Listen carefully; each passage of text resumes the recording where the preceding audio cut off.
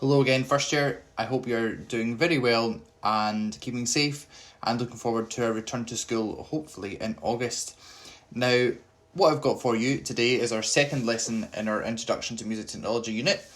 This lesson is going to be on controls and effects. So, what we're going to learn today is about different Mixcraft controls. So, some of the options and buttons that we have on the Mixcraft digital audio workstation, where different things are that we can use, and the terminology that we'd use to describe some of those buttons.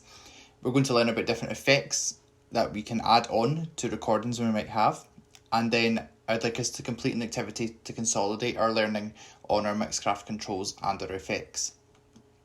So by the end of today's lesson, we should be able to say that we can identify controls within Mixcraft.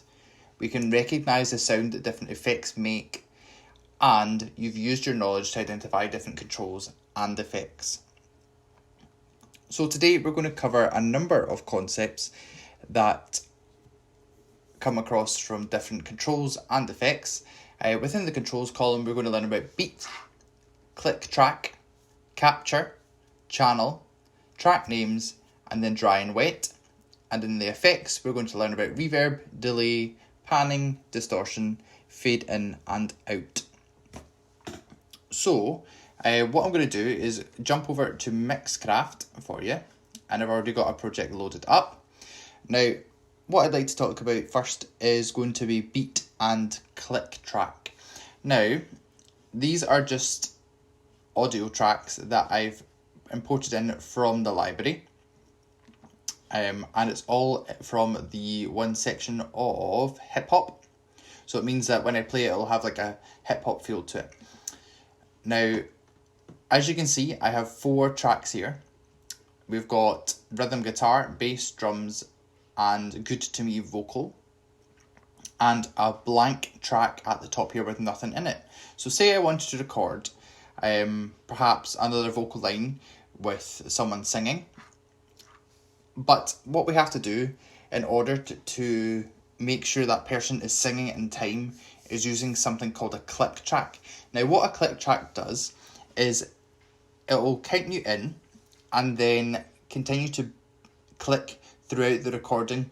So it's really important when you are recording this is that you use a pair of headphones, just because you don't want to hear the physical click track beat in the recording that you've got.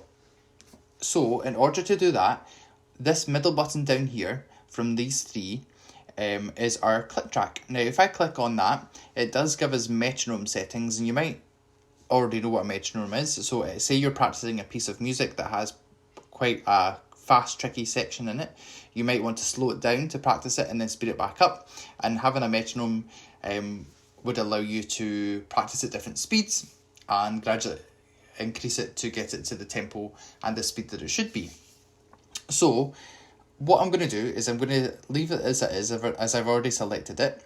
So we've got recording count in measures 2. So what that means is that when I click record, it's not going to record straight away. The click track will work and give us 2 lots of 4 beats before it starts recording to count us in. And then I'm also going to have it beating during the recording, just so that I can keep in time.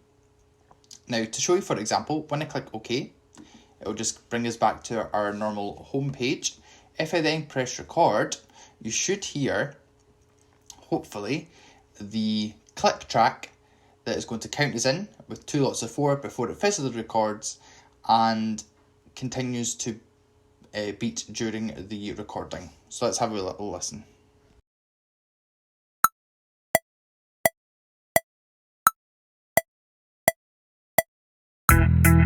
I would like to begin with a poem in old-fashioned meter. Be good to us, and we'll be good to you. Be good to us, and we'll be good to you. Be good. So you'll be able to see in that recording taking place that there was that steady beat that was going all the way through, called our click track. Now, in easy terms, the beat is really just the pulse of our music, and we can change that. So say we wanted it to go a little bit faster or a little bit slower, I can actually change this part down here that says 85 BPM. Now the BPM stands for beats per minute. So obviously the greater the beats per minute, the faster it's going to go. So if I increase this to, let's say 100, and you'll notice the track length is actually getting smaller. And you would have seen that shrinking there. So if we go back and play it, you'll hear that it's kind of sped up a little bit. I would like to begin with an old-fashioned guitar. Be good to us. So this beat that we have can change as the beat is the pulse of the music. So we can change how fast or slow the pulse of the music is going to go. So hopefully that explains our beat and our click track and what they do. Now, some other concepts that we're going to look at are capture and channel, and then these are really easy concepts as well. We do have lots of different channels, and we do have a variety of different opportunities to capture sound. Now, if I delete this, what we recorded, and go back to just having a blank track, what this track would become, if I wanted to record into this one, would be our channel. As the channel is just the name given to the track that's been recorded. So if I was going to record in here, and we know from last time if we click arm, it would start to give us our signal, then this whole track becomes our channel, because the channel is the track in which we are going to record. So this is now our channel. The other concept I wanted to look at was capture.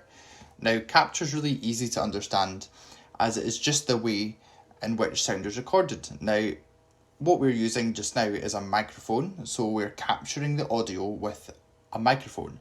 But we can use other things. For example, if we were going to use a MIDI keyboard or a keyboard that we can plug into the computer. Now, obviously, we wouldn't be using a microphone to record that. We could record things like a bass guitar, in which we can plug it straight into our audio interface, so that doesn't require a microphone. So there's different ways in which we can capture sound. So capture is really easy to explain, just being that it's the way that sound is recorded.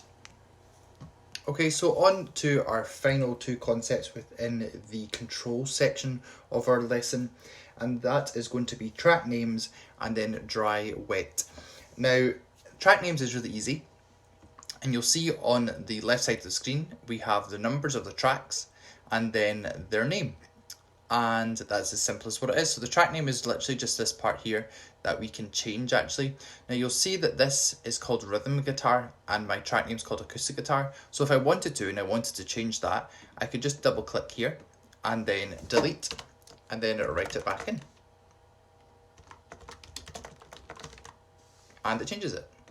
So our track name is on the left hand side after the number, and it should give you a description of what is in the track.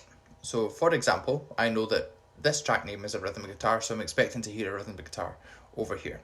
So this becomes really useful if we have lots and lots of different tracks. So if I was to add lots and lots, now can you imagine having 16 different tracks?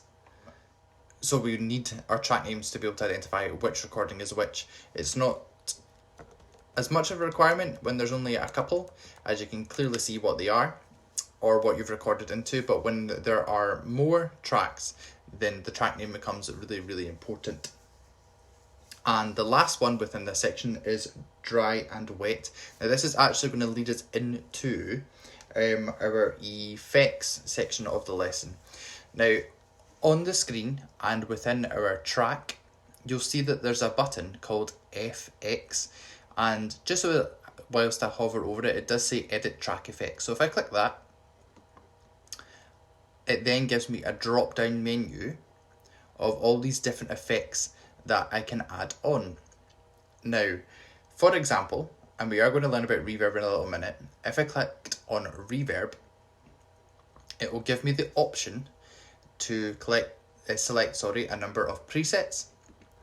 But what dry and wet is, say for example, I've added on an effect called reverb, and I wanted to listen to the track just the way I recorded it. So listening to it exactly the way I recorded it would be dry, because that doesn't have any effects added onto it. Wet would be when we've added effects. So if I wanted to listen to the track with the reverb that I wanted to add, that would then be wet. So dry means when you are listening to a recording with no effects, just exactly the way you've recorded it, whereas wet would be when you're listening to it with the effects added.